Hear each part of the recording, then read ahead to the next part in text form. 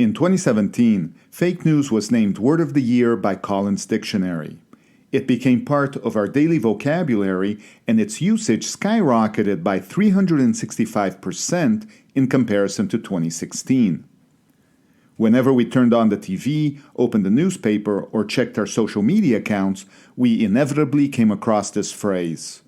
And one person was largely credited for popularizing its use. Fake news. Fake news. Fake news. But what is fake news? It depends whom you ask.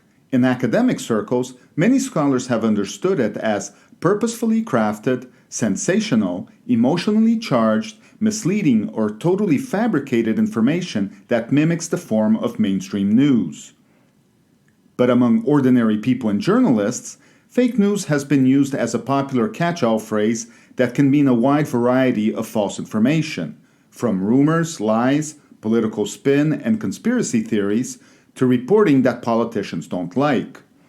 For this reason, some academics and government officials have argued that the phrase can be misleading and confusing.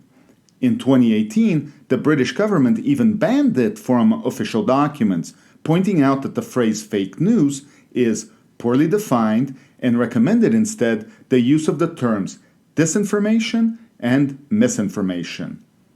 But what do these two words mean? Both refer to false or misleading information, but their difference lies in the intent of the person who created or disseminated the content. If false information was created and disseminated without the intent to deceive, mislead, or harm, it's called misinformation. Disinformation, however, is knowingly creating and sharing false or misleading information with the intent to deceive, mislead, and do harm.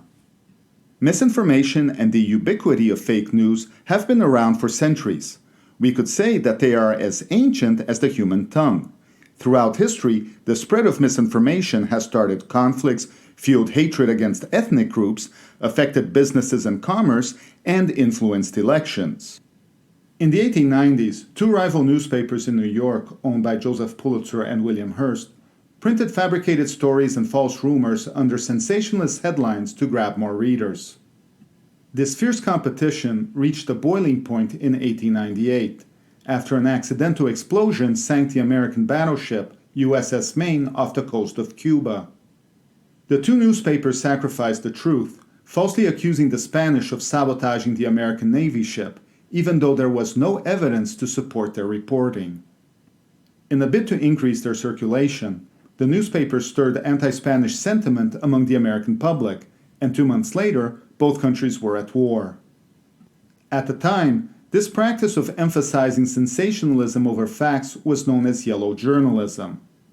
It was probably during this era that the phrase fake news first appeared in the US media. The modern-day phenomenon of disinformation is different from the past in three ways. First, it has never been so easy to produce fabricated content. Anyone can learn photoshopping techniques to manipulate images and post them on social media. And anyone with basic computer skills can easily create a website that resembles a legitimate news organization, but is littered with disinformation designed to sway public opinion. According to CBS News, during the 2016 presidential elections in the United States, fake news stories from these websites were widely consumed by the American public, and some were even among the top search results on Google. These fake news websites make it increasingly difficult for people to navigate the media landscape and assess the credibility of information online. Second, disinformation spreads like wildfire on social media and can reach a larger audience. How many of us have come across false information that has been retweeted hundreds of times on X, or a rumor posted on a community group on WhatsApp? Third, the way we consume news today makes us easy targets for disinformation. According to a report by the Pew Research Center in 2022, digital media is playing an increasingly key role as a source of news and information. The report shows that half of the US adults get news at least sometimes from social media, and roughly a third of US adults say they regularly get news from Facebook. Many people prefer reading news on social media feeds because it is easier and more accessible. However, these social media platforms prioritize posts with higher engagement among users rather than stories from legitimate news sources. And at times, these posts with higher engagement are riddled with disinformation. The 2016 US presidential election shed a spotlight on how hyperpartisan disinformation can erode democratic institutions. In the run-up to the election, Facebook users were flooded with fictitious stories that preyed on voters' biases, from Pope Francis endorsing Donald Trump to Hillary Clinton having Parkinson's disease. Fake news ran wild during that year and led many to question whether it had swayed the election results.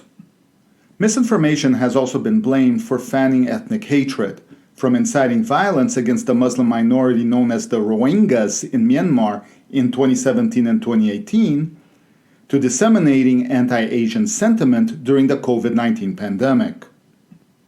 In the online business world, fake websites that resemble those of news organizations such as the BBC have even been successful in attracting gullible investors eager to cash in on the newest get-rich scheme and become millionaires. Although social media giants have vowed to crack down on posts that disseminate misleading or false content, their promises have been greeted with skepticism. Social media platform X, for instance, was recently criticized for allowing users to post wrong or unverifiable information on the Israeli-Hamas conflict. An Israeli analysis firm has claimed that around 30,000 fake accounts have been spreading pro-Hamas disinformation on X since the beginning of the conflict. Nowadays, technology has reached a point where it is no longer possible for us to trust everything we read, see, or even hear.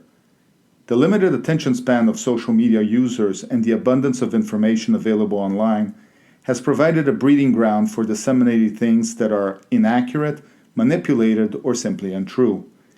And it is becoming more challenging for us to navigate an online environment littered with disinformation.